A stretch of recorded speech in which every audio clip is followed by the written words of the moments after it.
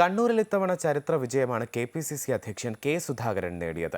ഇടത് കോട്ടകളിലെല്ലാം ഭൂരിപക്ഷം നേടി. ഇടത് വോട്ടുകൾ കുറഞ്ഞപ്പോൾ BJPക്ക് കണ്ണൂരിൽ വോട്ട് കൂടുകയും ചെയ്തു.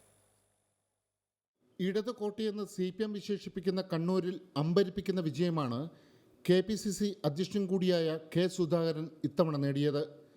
CPM സംസ്ഥാന സെക്രട്ടറിയും മുഖ്യമന്ത്രിയും LDF കൺവീനറുമുള്ള കണ്ണൂരിൽ ഇടത് കോട്ടയിൽ തന്നെ കെ സുധാകരൻ വിള്ളൽ വീഴ്ത്തി. ചരിത്രത്തിൽ ആദ്യമായാണ് കണ്ണൂരിൽ ഭൂരിപക്ഷം 1,00,000 കടക്കുന്നത്.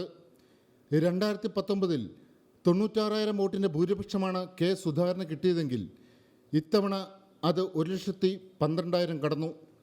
CPM വോട്ടുകൾ വ്യാപകമായി കോൺഗ്രസിന് പോയി. BJPയും കണ്ണൂരിൽ നേട്ടമുണ്ടാക്കി. മുഖ്യമന്ത്രിയുടെ ബൂത്തിൽ പോലും BJP ഇരട്ടി വോട്ട് നേടി.